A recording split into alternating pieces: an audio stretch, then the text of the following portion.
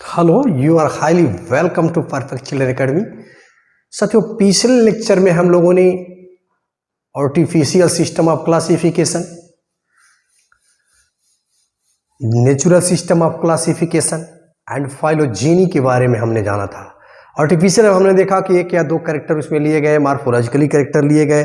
फिर हम लोगों ने देखा नेचुरल सिस्टम में और ज़्यादा कैरेक्टर उसके अंतर्गत जोड़े गए और उसके अध्ययन किया गया। आर्टिफिशियल सिस्टम ऑफ क्लासिफिकेशन की कमियों को दूर करने की कोशिश की गई, क्योंकि उससे पता नहीं चल रहा था कि उसका रिलेशनशिप क्या है, इवोल्यूशनरी रिलेशनशिप का बोध नहीं हो रहा था। उसको लेकर के फिर आगे फाइलोजेनी सिस्टम ऑफ क्लासिफिकेशन में आया गया। तो फाइलोजेनी में आप जानते हैं कि फाइलोजेनी में अन्य सारे कैरेक्टर को, मार्फोलॉजिकल कैरेक्टर को लेने के साथ ही साथ उसका एनाटॉमिकल, फिजिकल, और उसका हम फाइटो केमिकल, ये सारे कैरेक्टर उसमें इंक्लूड किए थे और साथ ही साथ इवोल्यूशनरी प्रोसेस से हमने उसको जोड़ा था, वैज्ञानिकों ने जोड़ दिया था।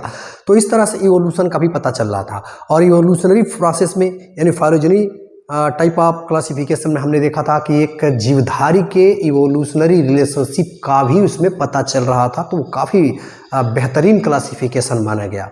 लेकिन जो उसकी मेन डिमेरिट थी कि मेन वो बेस जो था, जो पीछे के जो एविडेंस हैं, यानी विशेष करके आप जानते हैं फॉसिल पे वो बेस्ड था। तो आप जानते हो कि फॉसिल जो भी होते हैं तो बहुत सी चीज़ों के फॉसिल रिकॉर्ड आज नहीं है, तो उनको आज हम जो जीवधारी अवेलेबल है उनसे तुलना कैसे कर पाएंगे। उनके जीनोम की तुलना तो प्रॉब्लम क्रिएट हो जाएगी। और ये भी हम देखे थे कि बहुत से ऐसे फॉसिल हैं जिसका टफ जो सब्सटेंसेस है, हड्डी वगैरह है, बोन वगैरह है, तो उसका तो मिल जाता है, लेकिन जो नरम चीज़ें हैं, सॉफ्ट चीज़ें हैं, उनका तो नहीं मिल पाता है। तो एक बहुत बड़ी समस्या रही कि फॉसिल रिकॉर्ड जो है हर चीज़ का अवेलेबल नहीं है। बहुत से जीवधारी हैं जो एक्सटिंक्ट हो चुके हैं और उनका फॉसिल रिकॉर्ड भी हमारे पास नहीं है। तो फॉसिल रिकॉर्ड के आधार पर जीवधारियों का क्लासिफिकेशन कहाँ से संभव हो पाएगा। तो इसलिए ऐसा महसूस किया गया कि कोई ऐसा सिस्टम होना चाहिए जिसके माध्यम से फॉसिल रिकॉर्ड अगर हमारे पास नहीं है, वो फेल हो जा रहे हैं, तब हम कैसे क्लासिफिकेशन करें। तो इसीलिए तब जाकर के बुलाया गया। ये हमारा आज हम लोग उसके बारे में जानेंगे। फाइलोजेनी यानी के बाद का जो हमारा है न्यूमेरिकल टैक्सोनॉमी या फेनेटिक्स के नाम से इसको जानते हैं। आज इसको हम बड़े सिंपल वे में ये क्या है, इसके मेरिट क्या है और कैसे इसको किया जाता है, बहुत ही ब्रीफली और क्लियरली समझने की कोशिश करेंगे। तो आइए देखते हैं ये हमारा जो न्यूमेरिकल टैक्सोनॉमी शब्द है या जिसको हम फेनेटिक्स कहते हैं, ये मतलब क्या है। न्यूमेरिकल से आप समझ रहे हो कि संख्या से मतलब है। तो ये इसको परिभाषित करने का जो प्रयास किया गया है, इसमें करते क्या है, ग्रुपिंग बाय न्यूमेरिकल मेथड। जीवधारियों को क्या करते हैं, इसमें न्यूमेरिकल मेथड से ग्रुपिंग करते हैं। उसमें होता क्या है, किसकी न्यूमेरिकल मेथड की भाई, किस चीज की करेंगे, basis of their character status. यानी जो जीवधारी हैं उनके जो भी कैरेक्टर हैं, उन कैरेक्टरों को हम एक न्यूमेरिकल मेथड से उसका स्टडी, न्यूमेरिकल मेथड के आधार पर उनका वर्गीकरण करेंगे। तो इस तरह का जब वर्गीकरण आता है तो उसको न्यूमेरिकल टैक्सोनॉमी कहते हैं। अब इसमें देखो मुख्य चीजें क्या आनी है। जो भी जीवधारी हैं, उन जीवधारियों के जो भी गुण हैं, उन गुणों को क्या करेंगे, कंप्यूटर बेस्ड करेंगे। पहली बात, कंप्यूटर से रिलेट करेंगे, उनका हाईली एफिशिएंट कंप्यूटर में इसको हम पुट करेंगे। दूसरी बात, जो भी कैरेक्टर होंगे, पहली बात हमको करना क्या है, इस टैक्सोनॉमी में जो भी आंकड़े, जो भी जीवधारी हैं, जो भी उनके गुण हैं, जो भी कैरेक्टर हैं, उनको हम क्या करेंगे, कंप्यूटर बेस्ड कर देंगे। भाई कंप्यूटर में उनके कैरेक्टरों को, फिर बहुत ज़्यादा कैरेक्टर लिए जाते हैं, सैकड़ों कैरेक्टर लिए जाते हैं। उन कैरेक्टरों को पहले हम क्या करेंगे, चिन्हित करेंगे, कंप्यूटर में फीड करेंगे, पहली बात। दूसरा हम क्या करेंगे, जो कैरेक्टर होंगे उन कैरेक्टर को एक नाम देंगे, number and code, very important. जो कैरेक्टर अवेलेबल है को एक संख्या देंगे, एक दो जो भी है, और कोड देंगे जैसे ABC कि हम ढूंढा और उस एक कैरेक्टर नंबर 1 हमने लिया, क्या लीव लिया, सपोज कर कैरेक्टर नंबर 1, तो नंबरिंग क्या कर दी, नंबर दे दिया, कैरेक्टर नंबर 1 हम इसका देख रहे हैं, लीफ देख रहे हैं। अब इस लीफ में बहुत सी चीजें देख सकते हैं भाई, फिलोटैक्स देख सकते हैं, फिलोटैक्स, ठीक, इसका ड्यूरेशन देख सकते हैं, वेनेस देख सकते हैं, इसका एपेक्स देख सकते हैं, इसका एपेक्स बेस ले सकते हैं, शेप ले सकते हैं, मार्जिन ले सकते हैं, सारी चीजें हम ले सकते हैं। तो ये हमारे क्या हो गए, कोड हो गए, ए बी सी ई जो हम कोड हो गया, और एक हमारा कैरेक्टर हो गया लीफ। इस तरह से और कैरेक्टर करते हैं, जैसे हमने दूसरा मान लिया वो फ्लोर में वो वर्क किस रंग का है, गांव में पेट है कि पाली है, उसके पेट कैसे लगे हैं, स्टेमन क्या है, कैरेक्टर या स्टेमन ले सकते हैं, कार्पेल ले सकते हैं, रूट ले सकते हैं, कुछ भी ले सकते हैं, और हम उसका एक नंबरिंग देंगे उस कैरेक्टर का, और उसके अंदर जो आएंगे वो हम कोडिंग कर देते हैं। सबसे महत्वपूर्ण प्रोसेस होता है इसके अंदर।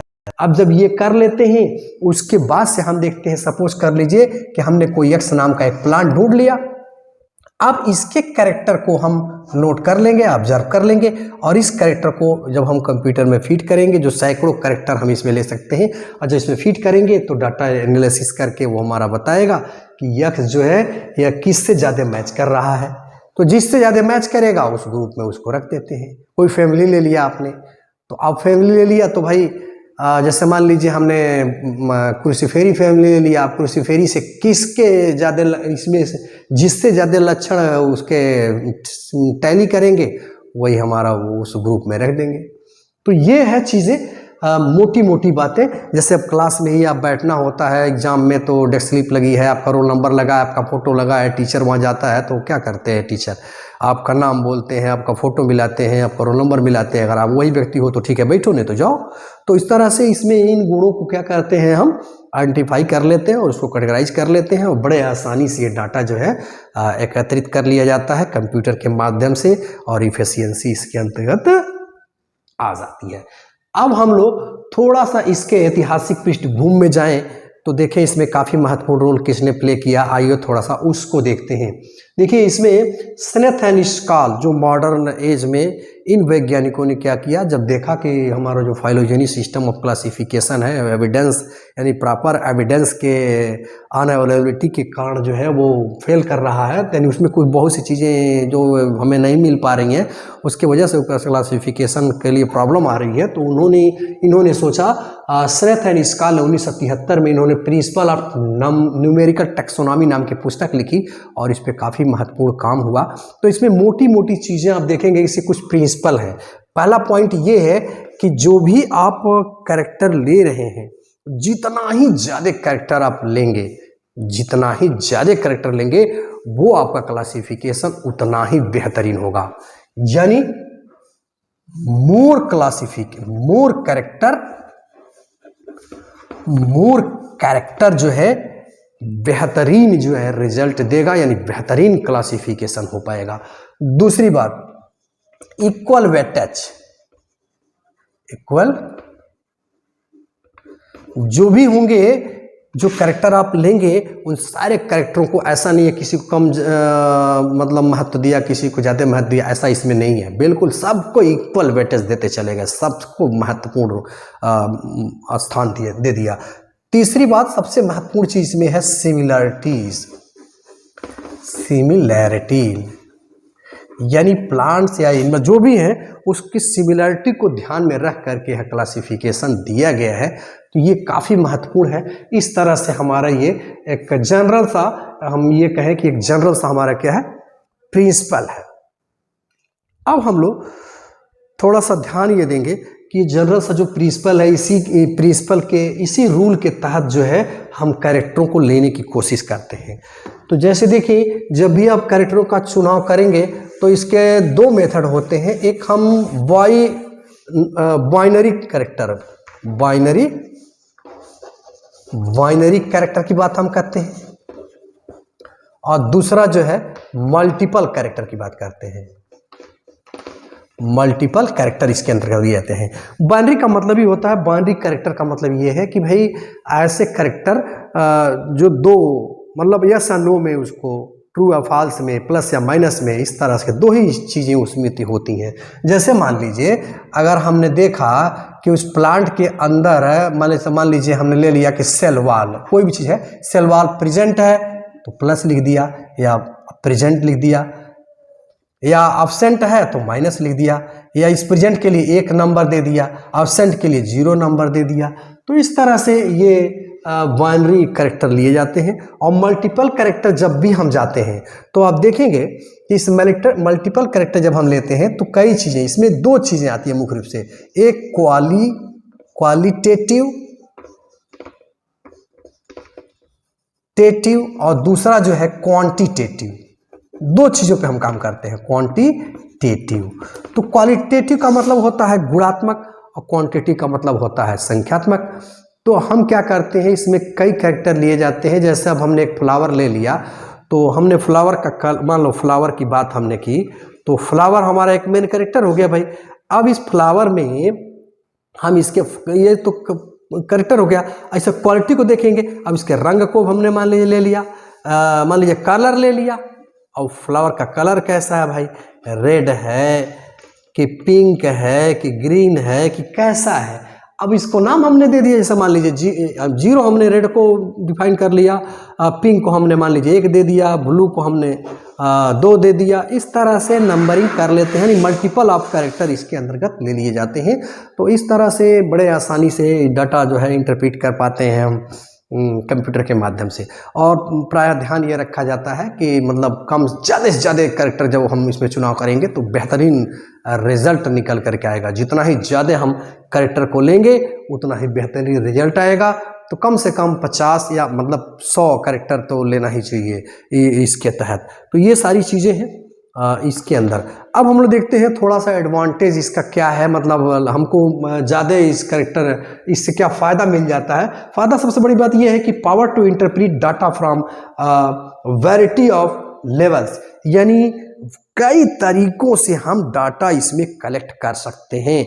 चाहे वो जीवधारी की मार्फोलॉजी हो, फिजियोलॉजी हो, या केमिस्ट्री हो, या डीएनए का सीक्वेंस हो, या यूं कहें अमीनो एसिड का जो सीक्वेंस हो, इन सारी चीज़ों से जो है हम डाटा कलेक्ट कर सकते हैं और इसके अंदर कंप्यूटर में पुट करके। और चूँकि ये फटाक से ये रिजल्ट हमको मिनटों में, यह रिजल्ट हमको प्रोवाइड कर देता है और एक बेहतरीन क्लासिफिकेशन हमारे सामने उपस्थित हो जाता है। और उनकी सिमिलरिटी और सिमिलरिटी के आधार पे हम पौधों को या जीवधारी को बड़े आसानी से कंप्यूटर के माध्यम से कैटेगराइज कर लेते हैं। तो और सबसे महत्वपूर्ण बात है कि ये जो बायोलॉजिकल रिसर्चेज आजकल चल रहे हैं या आने वाले फ्यूचर में चलते रहेंगे, उनमें ये बड़ा महत्वपूर्ण रोल प्ले करता है। तो ये रहा ब्रीफ डिस्क्रिप्शन अबाउट हमारा न्यूमेरिकल टैक्सोनॉमी। मुझे उम्मीद है कि ये लेक्चर आपको पसंद आया होगा। इस चैनल पे आप नए हैं तो चैनल को सब्सक्राइब करें, लाइक करें, कमेंट करना बिल्कुल न भूलें। Thanks for watching.